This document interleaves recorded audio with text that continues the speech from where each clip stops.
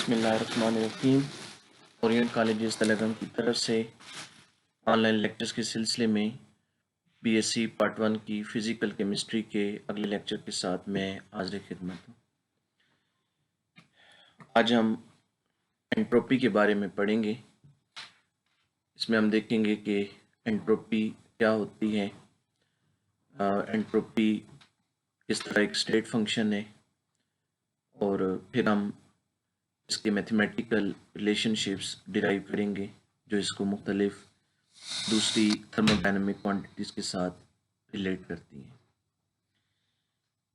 Start करते हैं entropy की डेफिनेशन से। तो entropy is measurement of disorder और randomness in a system. Entropy इस चीज़ की मेजरमेंट है कि किसी सिस्टम में कितना डिसऑर्डर या कितनी रैंडमनेस है, एक सिस्टम के अंदर कितनी बेतरतीबी है। बेतरतीबी की मेजरमेंट का नाम एंट्रोपी है। अगर एक सिस्टम में बेतरतीबी ज़्यादा है तो हम कहेंगे कि उसकी एंट्रोपी ज़्यादा है, और अगर एक सिस्टम में ज़्यादा तरतीब है, बेतरतीबी कम है, तो हम कहेंगे कि उसकी एंट्रोपी भी कम है। मैथमेटिकली इसे हम यूँ डिफाइन करते हैं कि ratio of heat absorb isothermally and reversibly यहाँ पे आएगा। Ratio of heat absorbed isothermally and reversibly to temperature is called entropy. Entropy ratio का नाम है। किसकी रेशियो? हीट और temperature. Heat divided by temperature. Heat कैसी? जो आइसोथर्मली और रिवर्सिबली एब्जॉर्ब हो, उसकी टेम्परेचर के साथ जो रेशियो है उसको एंट्रोपी कहते हैं। मैथमेटिकली इसे लिखा जाता है delta S is equal to Q reversible over T. Entropy को हम बहुत सारी एग्जांपल से समझ सकते हैं। अगर हम एक सॉलिड को मेल्ट करें तो सॉलिड के जो पार्टिकल्स हैं वो एक ऑर्डर्ड अरेंजमेंट से एक तरतीबी हालत में से बेतरतीबी हालत की तरफ जाते हैं जब वो मेल्ट होता है और लिक्विड फॉर्म में आता है। यानी सॉलिड में पार्टिकल ज़्यादा तरतीब में मौजूद होते हैं, जबकि लिक्विड में वो कम तरतीब में मौजूद होते हैं। तो हम कहेंगे कि सॉलिड की एंट्रोपी कम है, पार्टिकल्स की तरतीब ज़्यादा है, और लिक्विड्स की एंट्रोपी ज़्यादा है, तरतीब कम है। तो जब एक सॉलिड मेल्ट होगा तो सिस्टम कम एंट्रोपी से ज़्यादा एंट्रोपी की तरफ जाएगा। एक दीवार है,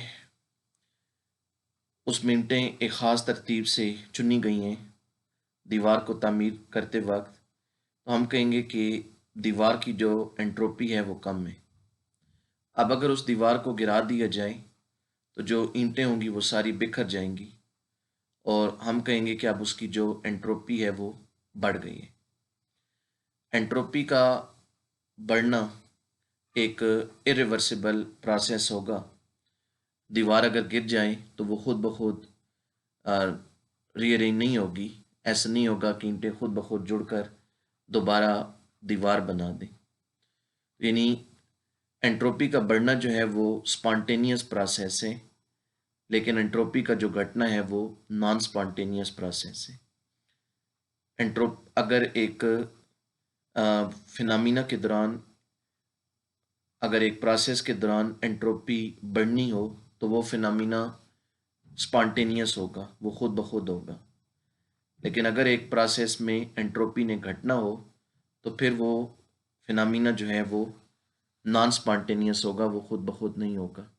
that will require external energy to proceed with.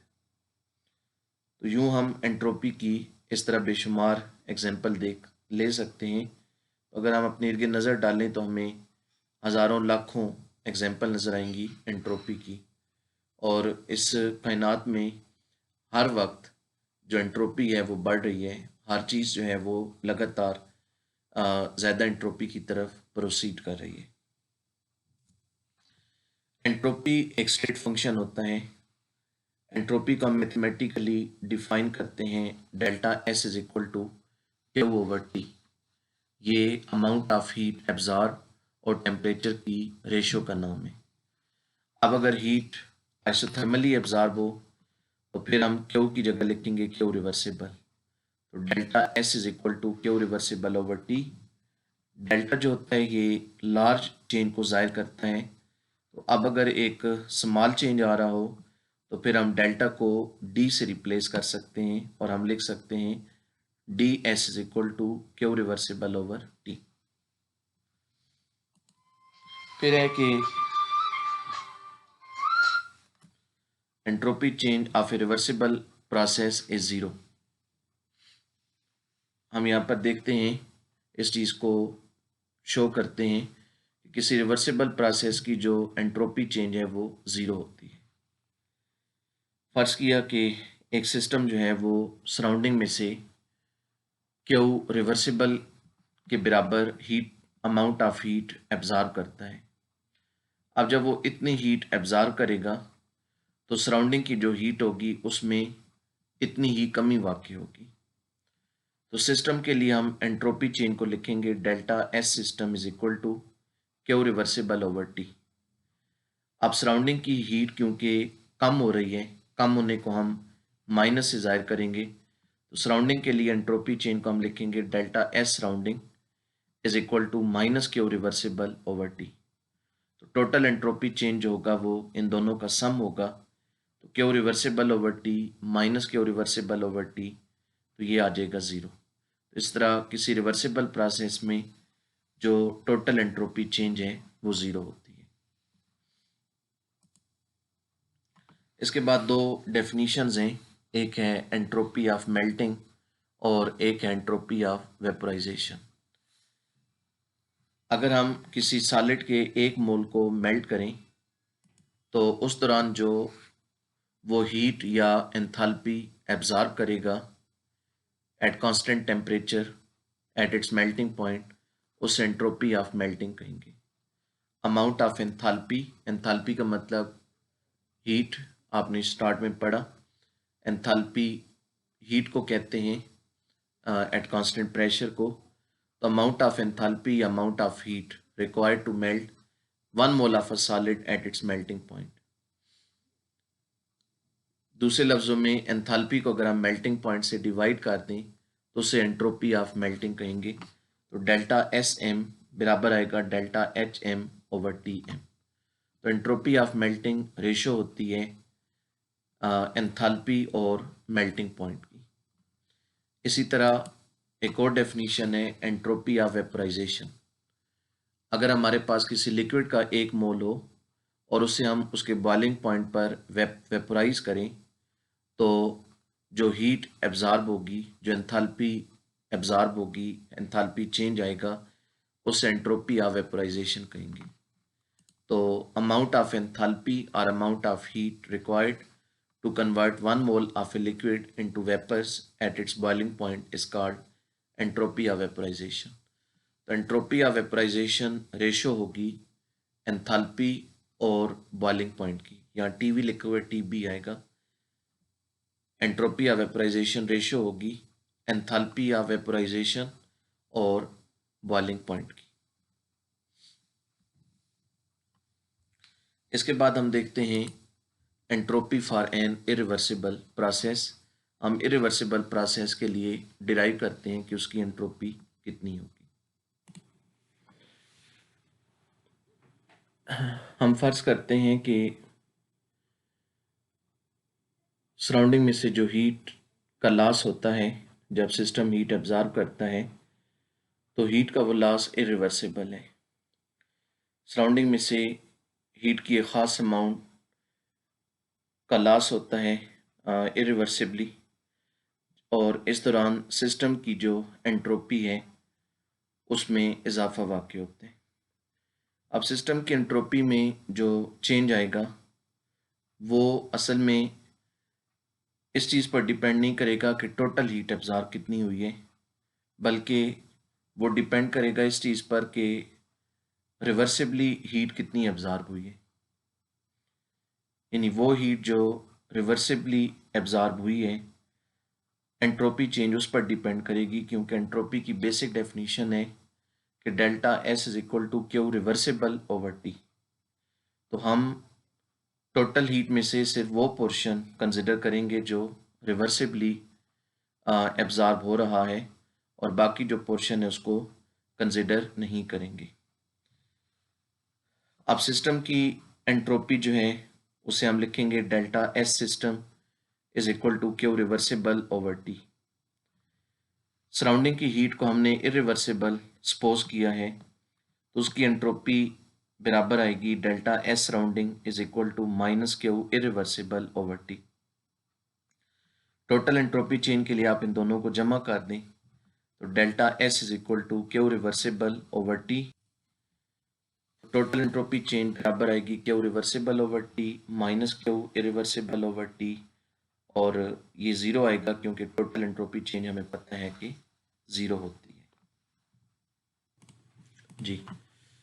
अब जो इंटरनल एनर्जी चेंज है वो इस चीज़ पर डिपेंड नहीं करती कि प्रोसेस जो है वो रिवर्सिबल है या इरिवर्सिबल है।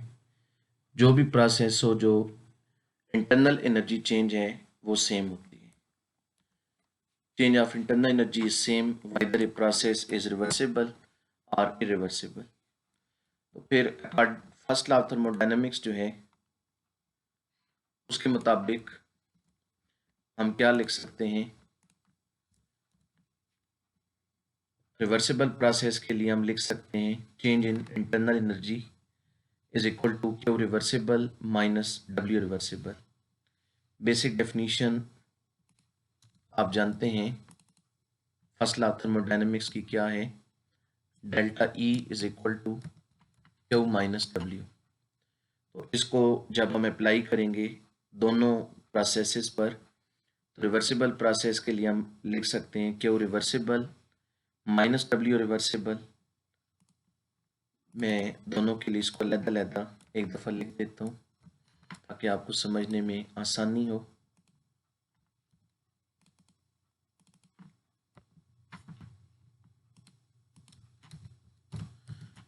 तो रिवर्सिबल के लिए हम लिख सकते हैं delta E is equal to Q reversible minus W reversible, और इरिवर्सिबल प्रोसेस के लिए हम लिखेंगे delta E is equal to Q irreversible minus W irreversible. जैसा कि मैंने कहा कि इंटरनल एनर्जी चेंज इस चीज़ पर डिपेंड नहीं करती कि प्रोसेस रिवर्सिबल है या इरिवर्सिबल है, इसकी वैल्यू सेम होती है। तो फिर इन दोनों में जो लेफ्ट साइड है वो सेम होगी, जो राइट साइड्स हैं वो आपस में इक्वल होंगी। तो फिर हम अगले स्टेप में यूँ लिख सकते हैं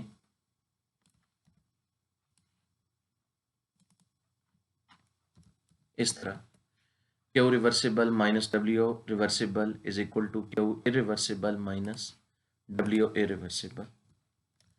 अब जो डब्ल्यू रिवर्सिबल है ये डब्ल्यू इरिवर्सिबल से हमेशा ग्रेटर होता है, तो फिर हम इक्वेशन 1 में से लिख सकते हैं सो फ्रॉम 1।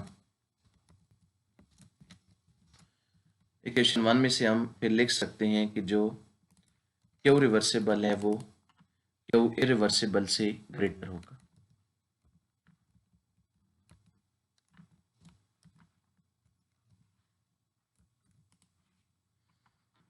इस इक्वेशन में जब डब्ल्यू रिवर्सिबल डब्ल्यू इरिवर्सिबल से बड़ा है, तो जो क्यू रिवर्सिबल है वो क्यू इरिवर्सिबल से बड़ा आएगा। दोनों को टी से डिवाइड कर दें, डिवाइडिंग बाय टी, तो फिर हम लिख सकते हैं Q reversible divided by T is greater than Q irreversible divided by T.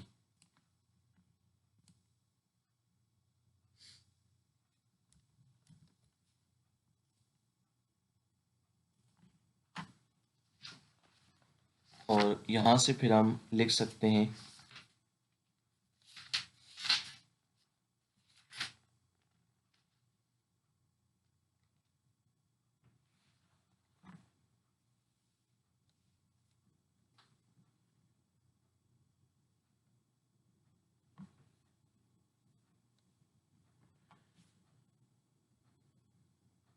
और जब Q reversible over T Q irreversible over T से ग्रेटर है तो इसका मतलब होगा कि अगर हम इन दोनों को माइनस कर दें तो आंसर 0 से ग्रेटर आएगा, क्योंकि एंट्रोपी कभी नेगेटिव नहीं होती। तो क्यू रिवर्सिबल ओवर टी एक एंट्रोपी है, तो इसकी वैल्यू जब क्यू इरिवर्सिबल ओवर टी से ग्रेटर है तो दो पॉजिटिव नंबरों का जो डिफरेंस होता है वो हमेशा पॉजिटिव होता है। ये दोनों एंट्रोपीज हैं, एंट्रोपीज पॉजिटिव होती हैं, दो पॉजिटिव नंबर्स का डिफरेंस पॉजिटिव होता है। तो फिर हम लिख सकते हैं Q reversible over T minus Q irreversible over T is greater than 0।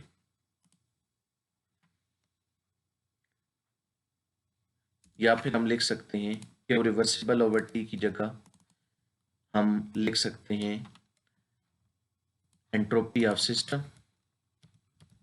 ये एंट्रोपी ऑफ सिस्टम को जाहिर कर रही है। और क्यू इरिवर्सिबल ओवर टी की जगह हम लिख सकते हैं एंट्रोपी ऑफ सराउंडिंग। तो फिर इन दोनों का जो डिफरेंस आएगा वो ग्रेटर देन 0 आएगा। Entropy of system minus entropy of surrounding is greater than 0। तो फिर यहाँ से हम नतीजा खस करते हैं hence entropy of all natural processes is increase. इससे हम ये कंक्लूड करते हैं कि तमाम जो स्पॉन्टेनियस प्रोसेस हैं उनकी जो एंट्रोपी होती है वो इंक्रीज होती है जब वो प्रोसीड होते हैं।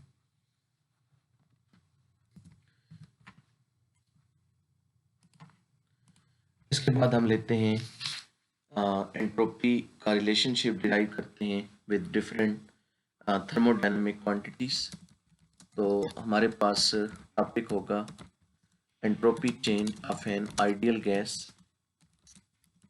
in terms of temperature and volume। हम टेम्परेचर और वॉल्यूम की मद में एंट्रोपी चेन को डिस्क्राइब करेंगे और फिर इसी से आगे हम प्रेशर की सूरत में भी इसे डिस्क्राइब करेंगे। तो हमारे पास एंट्रोपी की डेफिनीशन है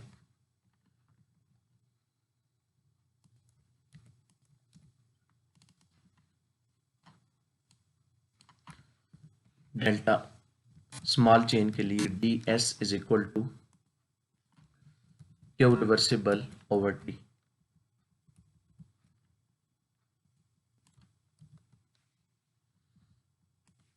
या इसे हम लिख देते हैं partial Q small amount of heat के लिए partial Q reversible over T.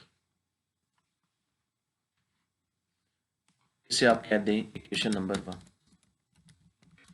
Also फिर हमारे पास फर्स्ट लॉ ऑफ थर्मोडायनेमिक्स है। Also by first law of thermodynamics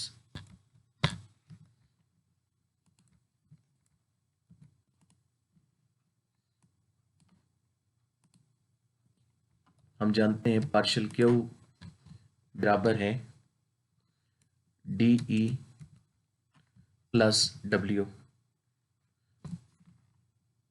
या D E plus partial W. अब अगर जो वर्क है वो प्रेशर वॉल्यूम वर्क हो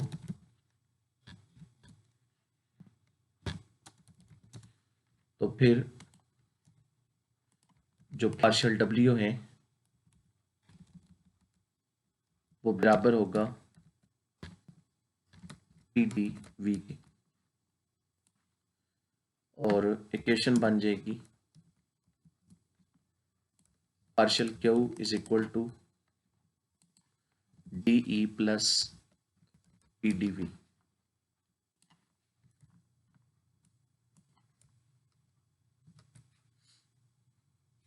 इसे आप कहते हैं equation number 2।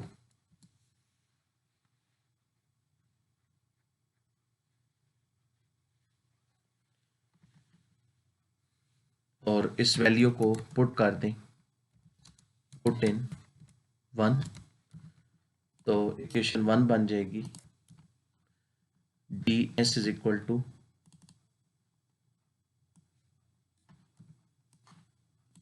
Partial Q reversible की जगह लिख दिया D E plus P T V is over T. T को दूसरी तरफ ले जाएं, डी एस के साथ मल्टीप्लाई हो जाएगा, तो टी डी एस बराबर आ जाएगा D E plus P D V. इसे कह दें इक्वेशन नंबर 3। अब हमारे पास जो मोलर हीट कैपेसिटी है सी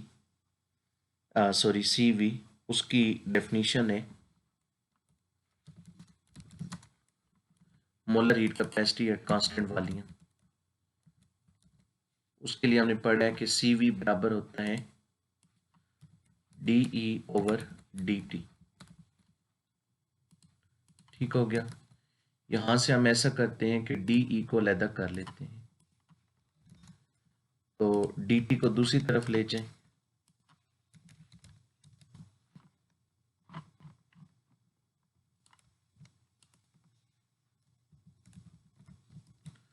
डी ई बराबर आ जाएगा D T into C we.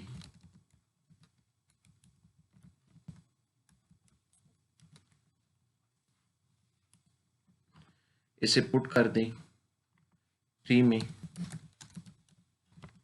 Put in 3,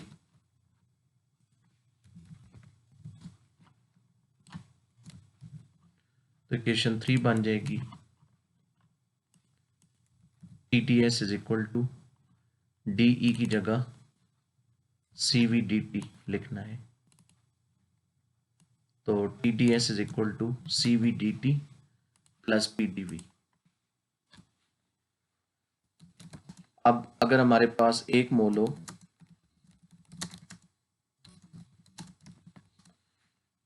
तो हम जनरल गैस इक्वेशन लिख सकते हैं T V is equal to R T,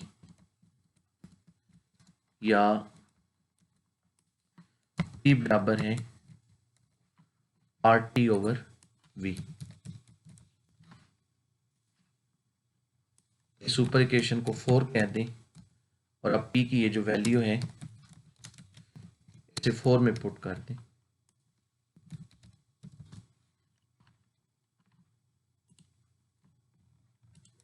तो इक्वेशन 4 बन जाएगी T T S is equal to C V D T plus P की जगह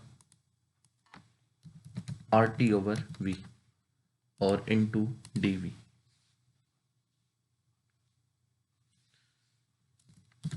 इस इक्वेशन को डिवाइड कर दें टी से, सबको टी से डिवाइड कर दें, तो लेफ्ट साइड में T D S divided by T, right side में C V D T over T, और फिर अगली टर्म में भी R T over V T, तो ये बन जाएगा T D S over T, T T से कट गया तो सिर्फ रह जाएगा डी एस, इधर C V into D T over T और आगे टी टी से कैंसिल हो जाएगा, are over V into D V. इसे कहते हैं इक्वेशन नंबर 5। अब हम इस इक्वेशन को इंटीग्रेट करेंगे, integrating the equation between the limits हम इसमें क्या लेते हैं, एंट्रोपी की हम लिमिट्स ले लेते हैं S1 एंड S2, टेम्परेचर की T1 और T2, और वॉल्यूम की V1 और V2। ये हम लिमिट्स लेकर इन लिमिट्स के दरमियान इक्वेशन नंबर 5 को इंटीग्रेट कर देते हैं।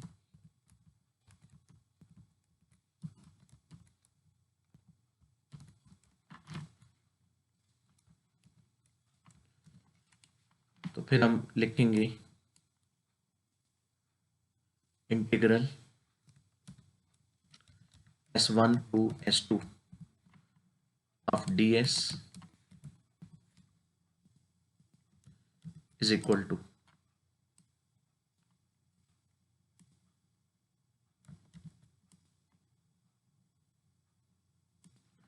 integral T1 to T2 of Cv dt over T plus integral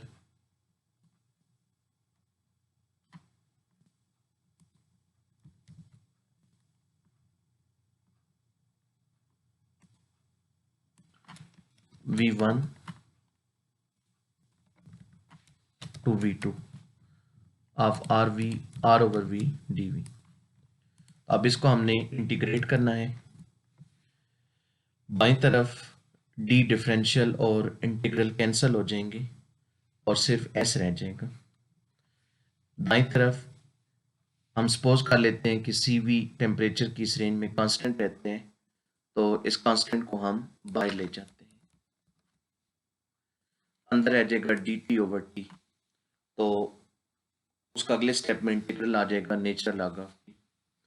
इस तरह अगली जो टर्म है इसमें से हम आर को बाहर ले जाते हैं, अंदर डी वी ओवर वी आएगा, वो अगले स्टेप में उसका integral natural log of V आ जाएगा। तो अभी इस स्टेप में हम लिख देते हैं एस,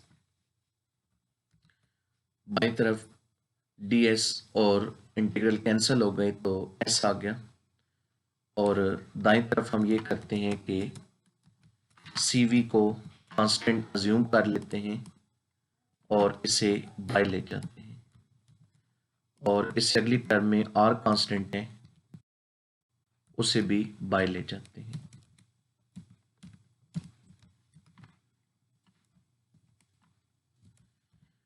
इसकी लिमिट्स पुट कर दें, पहले अपर लिमिट S2 फिर माइनस लोअर लिमिट S1, तो S2 माइनस S1 ये आगे लेफ्ट साइड। राइट साइड में dt ओवर टी का इंटीग्रल आ जाएगा नेचुरल लॉग ऑफ टी, और इससे अगली टर्म में dv ओवर v का इंटीग्रल आ जाएगा natural log of v। Limits put कर दें, cv कॉमन ले लिया, अंदर नेचुरल लॉग ऑफ टी की जगह पहले नेचुरल लॉग ऑफ T2 फिर minus natural log of T1, एक दफ़ा टी की जगह T2 और एक दफ़ा T1। इसी तरह R को कॉमन लिया और अंदर नेचुरल लॉग ऑफ V है, पहले नेचुरल लॉग ऑफ V2 आएगा फिर माइनस आएगा और फिर नेचुरल लॉग ऑफ V1 आएगा।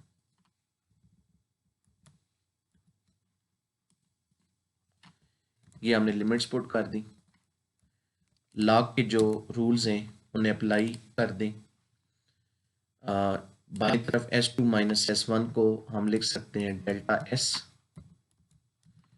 और दाईं तरफ natural log of T2 minus natural log of T1, natural log को हम इकट्ठा कर देंगे और इसे हम लिख सकते हैं natural log of T2 over T1। इसी तरह अगले में हम लिख सकते हैं natural log of V2 minus natural log of V1 की जगह natural log of V2 over V1।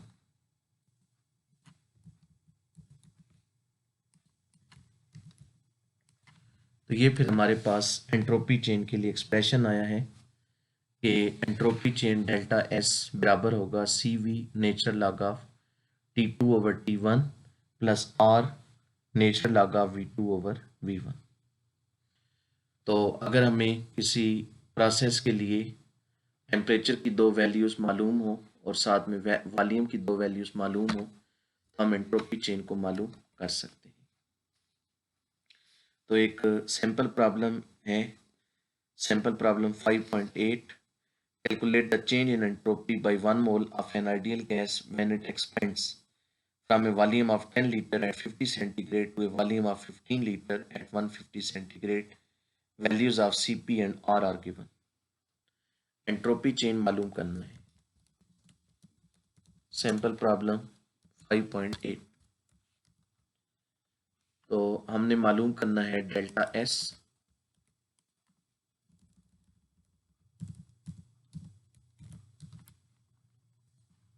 और इस मकसद के लिए हमें दिया गया है कि when gas expends from a volume of 10 litre, V1 होगा 10 लीटर एट 50 सेंटीग्रेड, P1 होगा 50 centigrade to a volume of 15 litre, V2 होगा 15 लीटर एट 150 सेंटीग्रेड, P2 होगा 150 सेंटीग्रेड।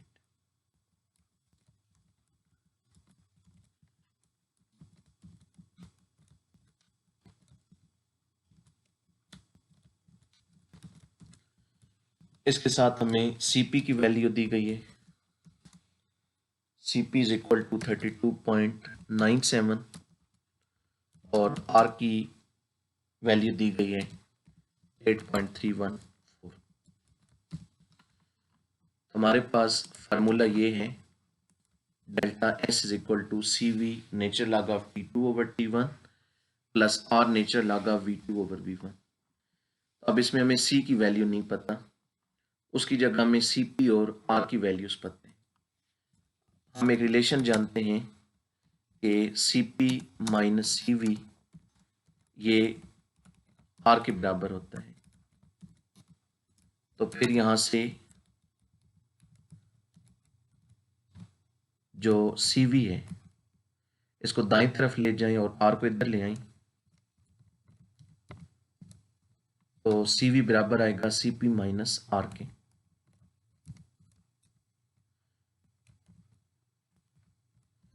तो Cv बराबर आ जाएगा Cp की वैल्यू 32.97 माइनस R की वैल्यू 8.314।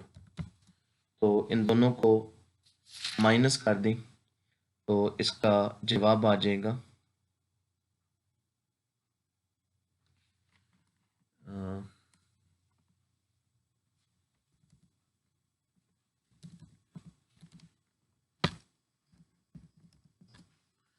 24.656। ये आ गई Cv की वैल्यू।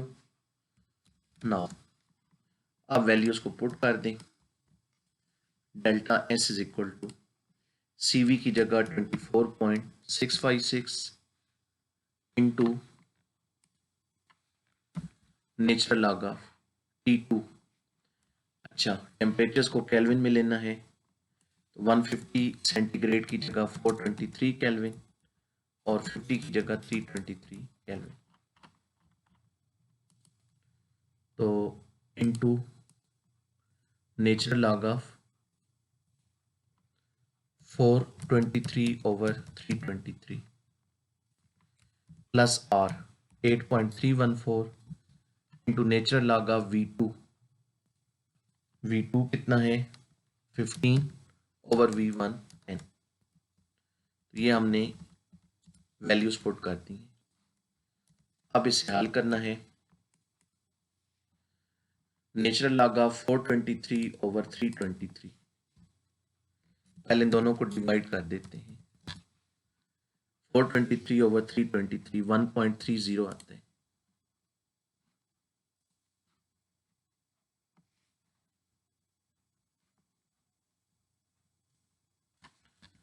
1.30 और आगे natural log of 15 over 10, 15 over 10 को डिवाइड करें तो 1.5, तो यहाँ आ गया 1.5। अब नेचुरल लॉग मालूम करें, सॉरी यहाँ 1.3 आया।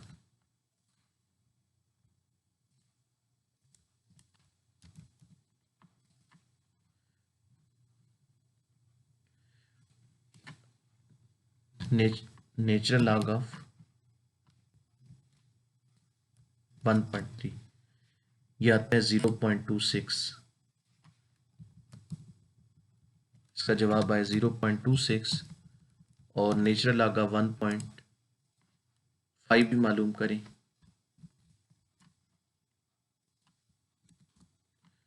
0.40।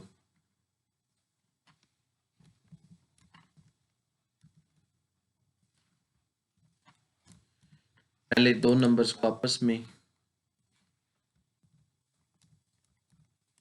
मल्टीप्लाई करें तो 24.656 इंटू 0.26 6.65 आता है। इन दोनों को मल्टीप्लाई करने पर आंसर 6.65 और आगे 8.314 इंटू 0.4 3.37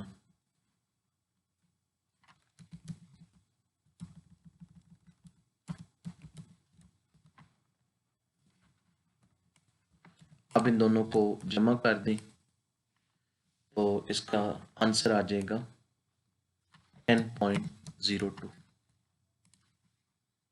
ये एंट्रोपी चेंज होगी 10.02।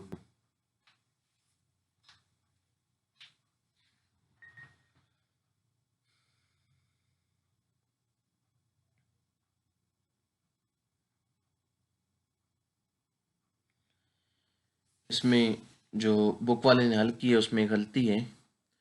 हमें इस क्वेश्चन में सीपी की वैल्यू दी गई है ना कि सीवी की। उसने क्या किया है कि उसने सीवी की जगह 32.97 लिखा है, हालांकि सीवी की वैल्यू हमें खुद मालूम करनी है जैसा कि हमने ये की है और वो 24.656 आएगा। इसलिए बुक में जो हल किया गया है वो सारा गलत है, तो उसको आप फिर दुरुस्त कर लीजिएगा। एक्सरसाइज की तरफ आए।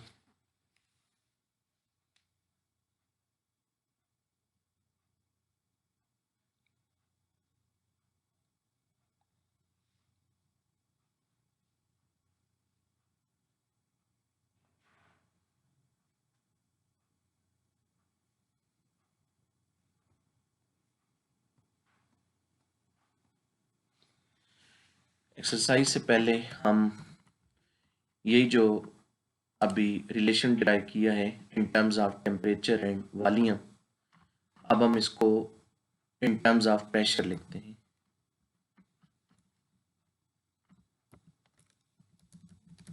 Entropy change in terms of temperature and pressure. हम इसमें से जो वॉल्यूम की टर्म्स हैं उन्हें रिमूव करेंगे। तो we know that P1 V1 बराबर होता है P2 V2 के। इसमें से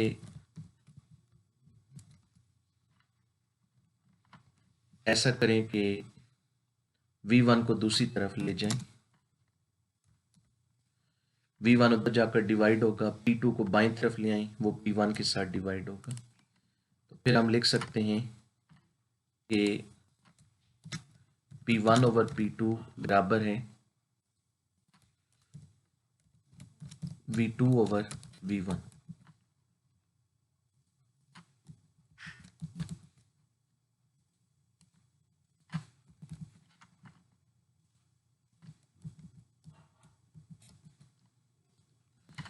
तो फिर V2 ओवर V1 की जगह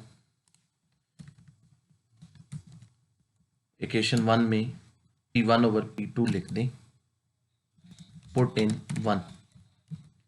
इक्वेशन 1 बन जाएगी V2 ओवर V1 की जगह लिखना है P1 ओवर P2।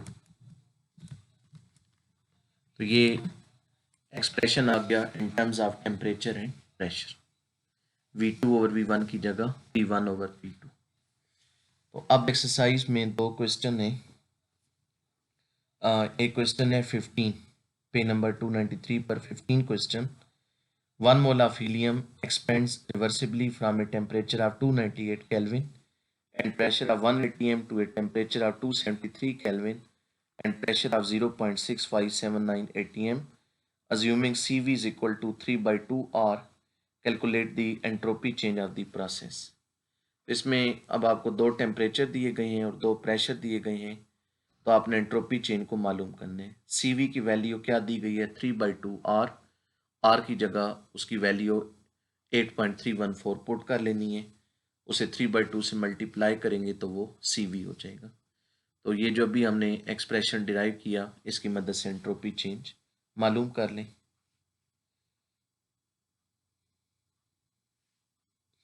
और 13 क्वेश्चन है, calculate the entropy change when 2 moles of an ideal gas are allowed to expand isothermally at 20 centigrade from pressure of 1 atm to 2 atm। नहीं, इसमें आइसोथर्मल कंडीशन है, ये और तरीके से होगा।